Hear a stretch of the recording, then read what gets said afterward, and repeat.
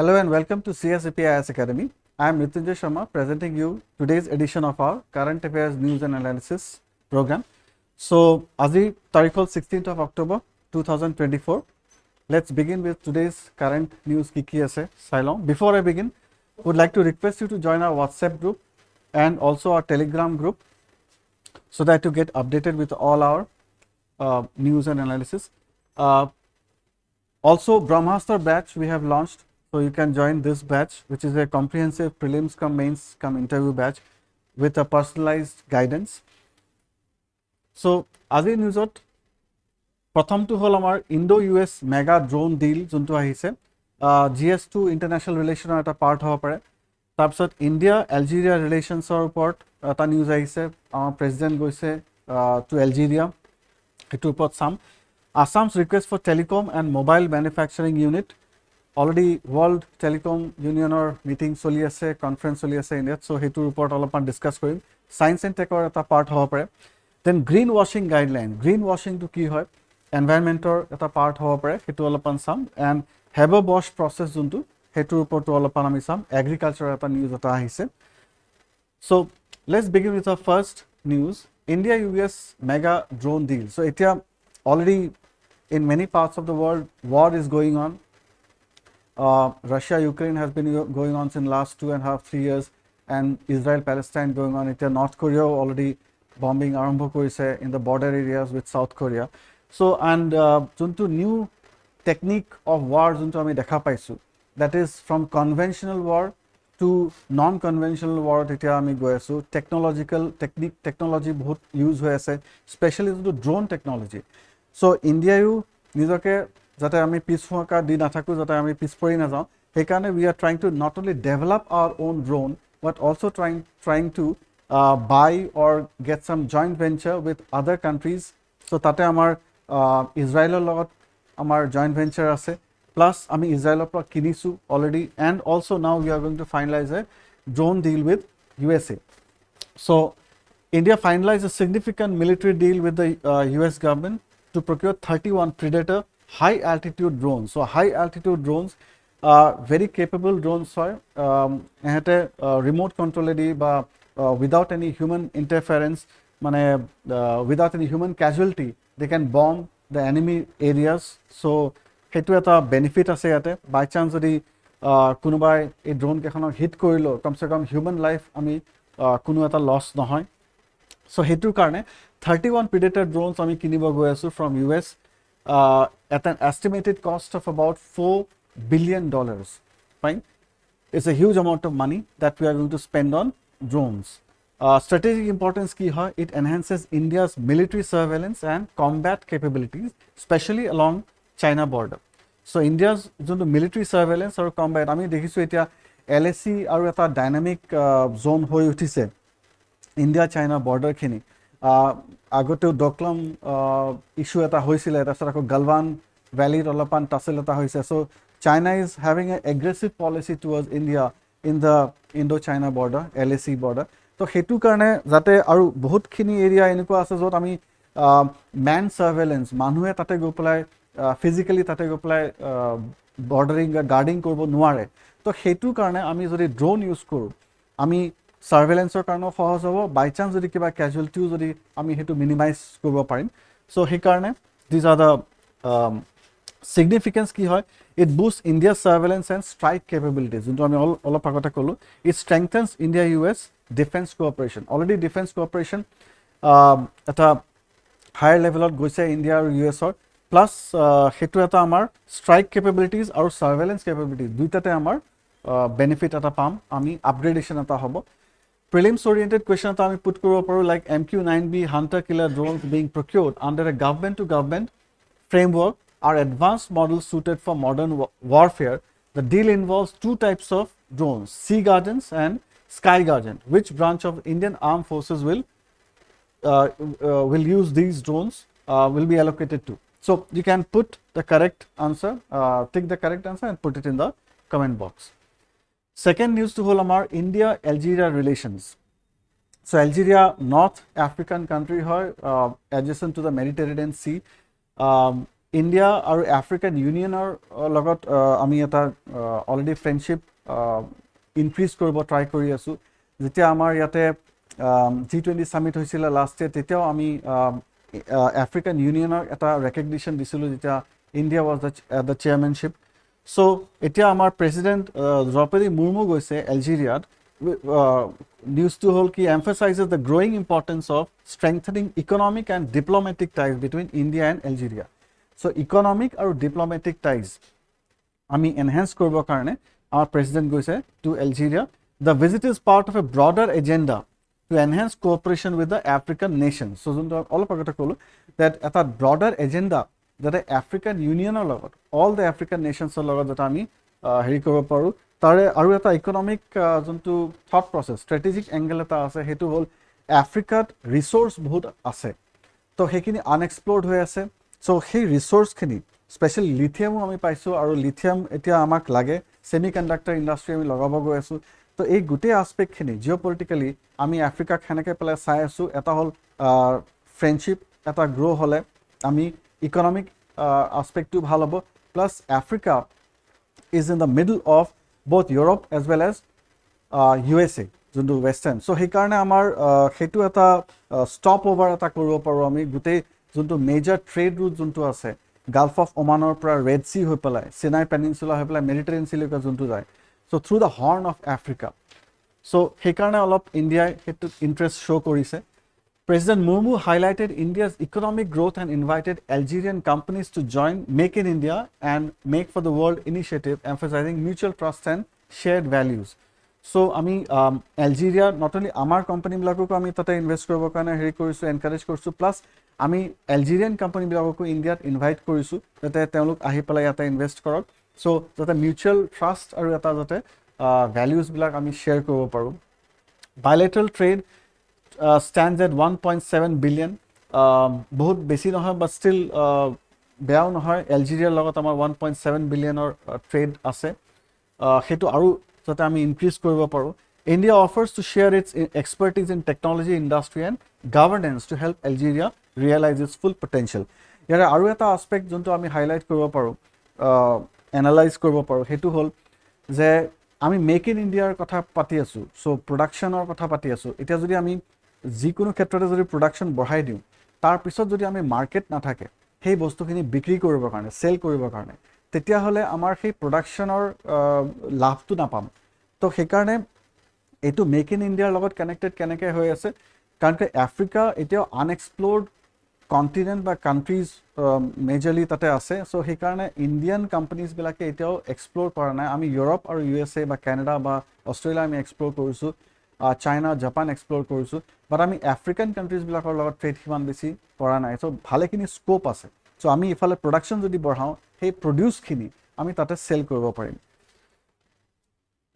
This is the country very large country northern পাৰ্টত Mediterranean sea connected হৈ আছে ইয়াতে ষ্ট্ৰেইট অফ জিব্ৰাল্টাৰ আছে চ' ট্ৰেড ৰুটত পৰি যায় so' Algiers is a capital city of Algeria which is a coastal city so' তাতে আমি কিছুমান যদি আমাৰ ট্ৰেড ৰুটৰ ক্ষেত্ৰত ষ্টপ অভাৰো আমি পাব পাৰোঁ যদি ৰিলেশ্যন আমাৰ ভাল থাকে তেতিয়াহ'লে we can stop over there and then আমাৰ যোনবিলাক মাৰ্চেণ্ট নেভি শ্বিপছ আছে সেইখিনিৰ কাৰণেও আমাৰ বেনিফিট হ'ব চ' in which year did Algeria gain independence from French colonial rule? So it is you can tick the correct answer and put it in the comment box.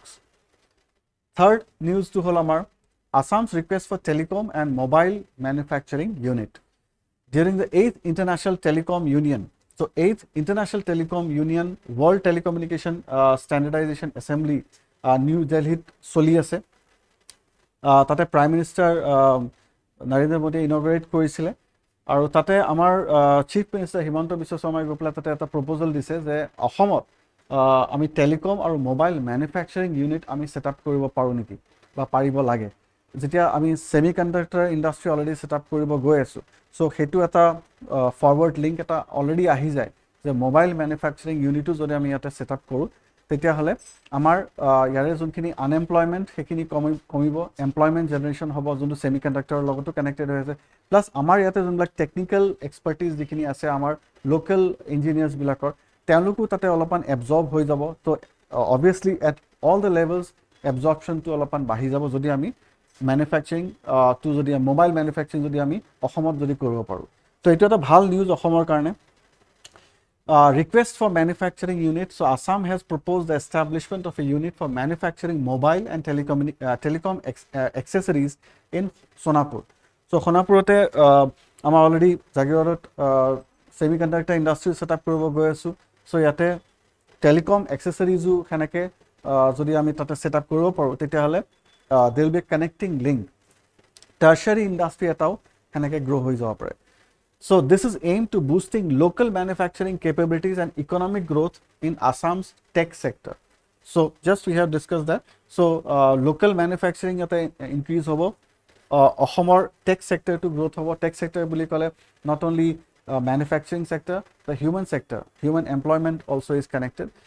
Assam still has 219 villages in hilly and border areas without access to mobile network. So amar etao 219 kon etao gao এনেকুৱা border এৰিয়াত আছে য'ত এতিয়াও mobile networks ভালকে নাহে so হেতু আমি ইয়াতে সেই যোনটো ইনফ্ৰাষ্ট্ৰাকচাৰ ডেভেলপমেণ্টটো আমি কৰিব পাৰো ভালেখিনি স্কোপ আছে সো আমাৰ যোনজন টেকনলজি মিনিষ্টাৰ তেওঁ কেশৱ মহন্ত তেওঁ এই গোটেই কথাটো দাঙি ধৰিছে with respect to central government and then we are hoping that this will be implemented in near future. So as of 2024, how many villages in Assam's hilly and border areas still lack access to mobile networks?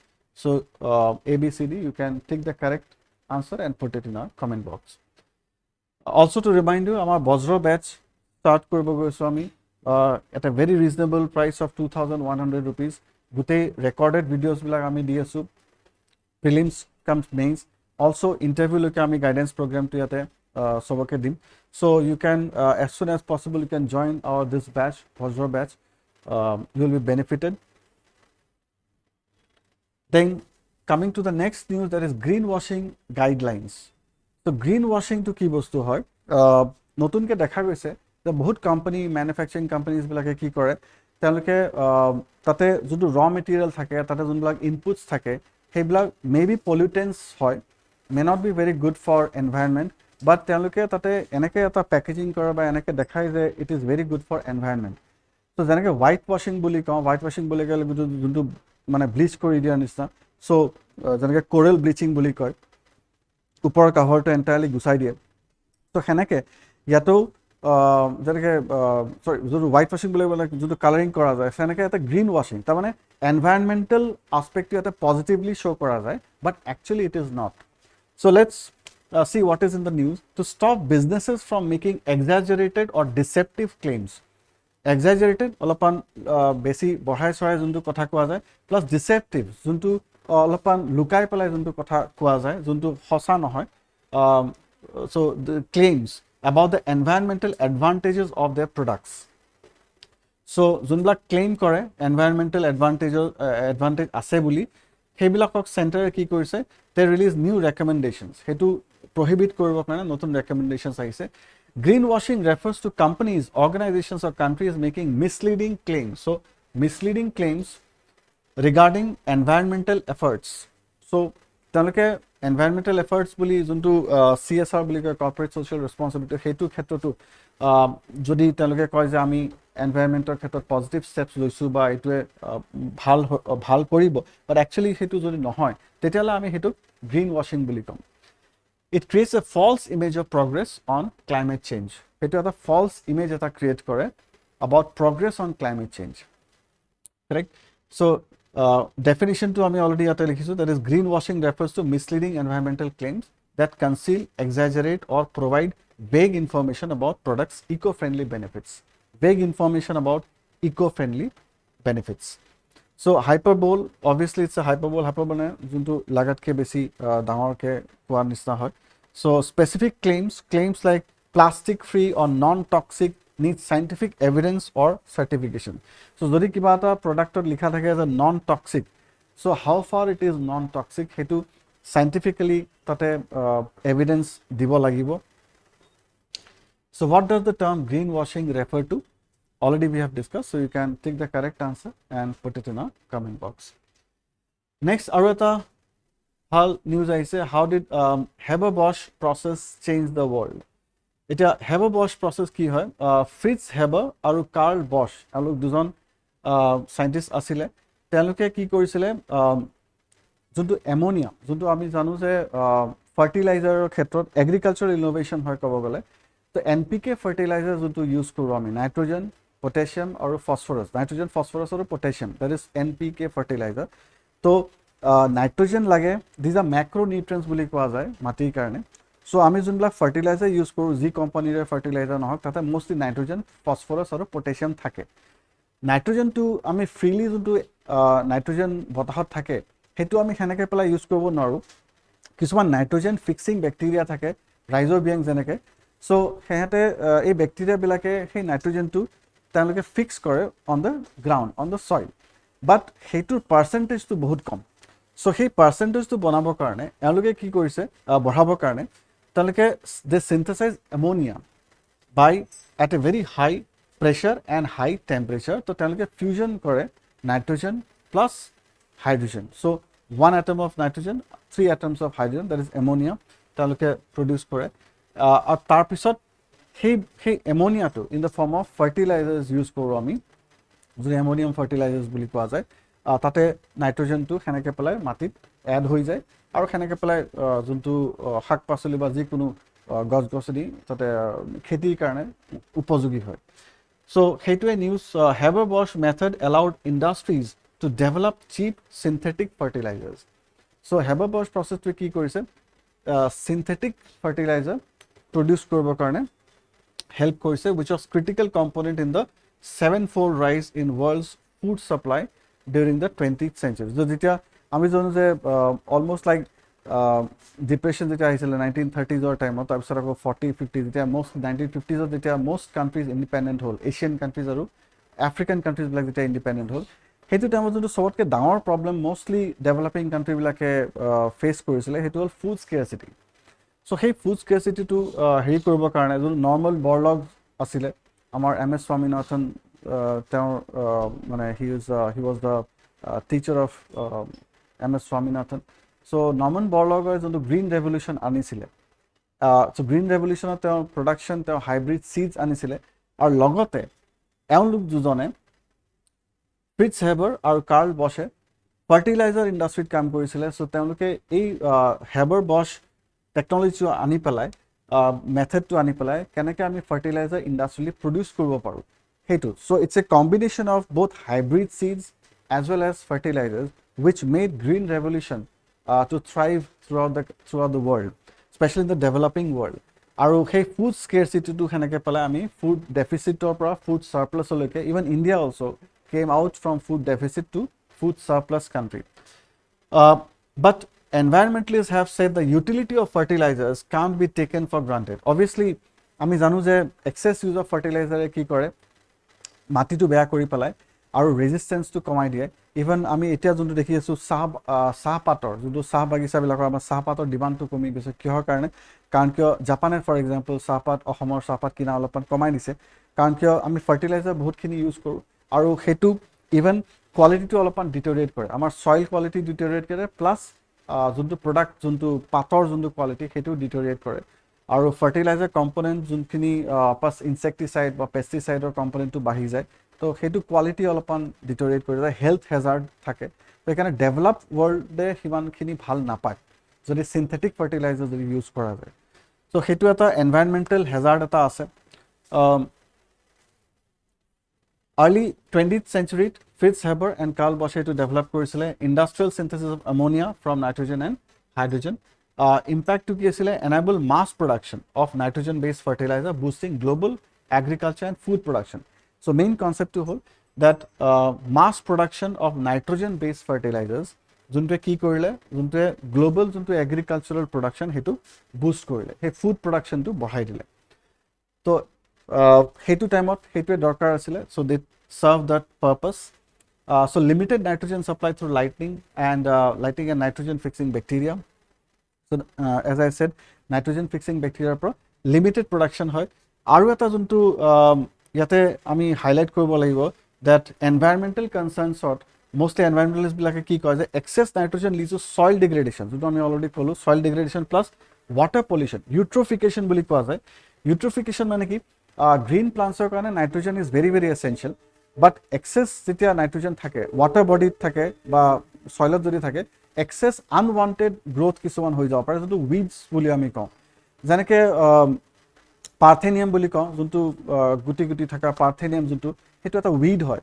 তেতিয়া weed যেতিয়া গ্ৰ' হয়, তেতিয়া আকৌ আমি উইডিচাইড use কৰিব লাগে, বা উইডবিলাকে যোনবিলাক ৱান্টেড, দে আনৱান্টেড গ্ৰ'থ বাট ৱান্টেড যোনবিলাক আমাৰ এগ্ৰিকালচাৰেল ফুড ক্ৰপছ, সেইখিনিক আকৌ বেয়া কৰি পেলায়। ইউট্ৰফিকেশ্যনটো কি হয়, যেনেকৈ মষ্টলি ফছফেটিক বা নাইট্ৰজেন ফাৰ্টিলাইজাৰ যেতিয়া ধুই গৈ পেলাই পানীত, পুখুৰীত বা যিকোনো নলা নৰ্দমা যেতিয়া গৈ পেলাই জমা হয়, তাতে আনৱান্টেড কিছুমান এলগি গ্ৰ'থ হয়, যোনটো মেটেকা বা সেনেকৈ পেলাই গ্ৰীণ কাভাৰ এটা হেৰি হৈ যায়, তাতে গ্ৰীণ কাভাৰ এটা আহি যায়, তো সেইটো ইউট্ৰফিকেশ্যন বুলি কয়। আৰু তেতিয়া মাটিৰ হেৰিটোতো মানে কোৱালিটিটো কমি যায়, বাট পুখুৰীবিলাকৰো কি হয়, অক্সিজেন নোহোৱা হৈ যায়, তলত মানে ছানলাইট তললৈ যাব নোৱাৰা হৈ যায়। চ' সেইকাৰণে মাছ বা পুখুৰীৰ যোনটো পণ্ড ইক'চিষ্টেম বুলি যোনটো আমি কওঁ, পানীৰ তলত যোনবিলাক কেঁকুৰা বা সেনেকুৱা যোনবিলাক প্ৰজাতিৰ সৰু মাছৰ কিছুমান প্ৰজাতি থাকে, সেহেঁতে অক্সিজেন নাপায় বা সেহেঁতে ছানলাইট নাপায়, তো সেইটোৰ কাৰণে গোটেই পণ্ড ইক'চিষ্টেমটো ডাই আউট হৈ যায়, তাতে কলেপছ হৈ যায়। তো সেনেকুৱা পুখুৰীবিলাক আমি দেখোঁ পিছত ব্ৰাউন কালাৰৰ হৈ যায়, এচিডিক হৈ যায় পানীটো। তো সেইটো এটা ডাঙৰ, প্লাছ এয়াৰ কণ্টামিনেশ্যন, এয়াৰ কণ্টামিনেশ্যনো ইয়াৰে লগত কানেক্টেড হৈ আছে। Green house gas emissions from fossil fuel use, right. So' সেইটো এটা গ্ৰীণ হাউচ গেছ আমি জানো কি কি আছে, মিথেন আছে, কাৰ্বন ডাই অক্সাইড আছে, water vapour is also' like that, so' ozone is also' there. So' nitrogen pollution and acid rain, so' maximum যদি বতাহতো যদি নাইট্ৰজেন এড বেছিকৈ হৈ যায়, তেতিয়াহ'লে in the form of nitrates যদি তাতে এড হৈ যায়, তেতিয়াহ'লে এচিড ৰেইন হোৱাৰো স্ক'প থাকে, নাইট্ৰাছ অক্সাইড ফৰ্ম হৈ যাব পাৰে। চ' নাইট্ৰাছ অক্সাইড যদি এড হৈ যায় বা ছালফাৰ ডাই অক্সাইড যদি এড হৈ যায়, দুইটা মিলি পেলাই it can be very toxic for human or animal or plant health. তো তেতিয়া বৰষুণৰ ৰূপত সেইটো এচিড ৰেইন হিচাপে পৰিব পাৰে, তো সেইটো ভালতকৈ বেয়াহে হ'ব। Future challenges কি হ'ব পাৰে, need for sustainable practices, political action and technological innovation to balance environmental impact. So sustainable practices or political actions are required, technological innovation to balance environmental impact. Fine. So the question can be put as, what significant impact did Haber-Bosch method have on global food supply during the 20th century? So you can take the correct answer and put it in a comment box. Prefacts, যেনেকৈ Mount Adams is the greatest volcano in Washington. Mount Adams has been exhibiting a spike in seismic activity lately, following thousands of years of most dormancy. So Mount Adams, Washington is the highest peak হয়। Recently newsত আছিলে seismic activity অলপ বেছিকৈ দেখা গৈছে। So this American stratovolcano কি হয়, য'ত এটা কমপ্লেক্স volcanic system হয়, য'ত মাল্টিপল কোনছ থাকিব পাৰে, তাতে পেৰাচাইটিক কোনছ এক্সেট্ৰা। চ' সেই stratovolcano হয় এইটো, which is higher by volume than Mount Rainier, the tallest peak in state. Fine. So this is just a prelims oriented এটা important fact হ'ব পাৰে। তাৰপিছত S. Paramesh, new chief of Indian Coast Guard, he has been appointed following the tragic death of Rakesh Pal. S. Paramesh has been named the next Director General of Indian Coast Guard. So আগৰ যোনজন আমাৰ Director General আছিলে, he died, and because of that a new Director General has been appointed. The organization wants to continue to be strong leader in marine security, thus this appointment is crucial. So we know the importance of Coast Guard. Usually যোনটো আমাৰ territorial Waters থাকে, তাৰে যোনটো জুৰিছডিকশ্যন থাকে সেইটো coast গাৰ্ডৰ under থাকে, apart from navy, wish is actually যোনটো exclusive economic zone বা টেৰিটৰিয়েল ৱাটাৰ্ছৰ জুৰিছডিকশ্যনখিনি আমাৰ কোষ্ট গাৰ্ডৰ আণ্ডাৰত থাকে। So it's a big force, it's an important force. So that's again a prelims oriented fact. Next again we have enforcement director course, যোনটো আমাৰ চলি আছে 1999 rupees, so you can join this batch as well. Also to remind you of our Brahmastra batch, you can join this batch for comprehensive course. So thank you. That's all for today's news, and see you in the next video.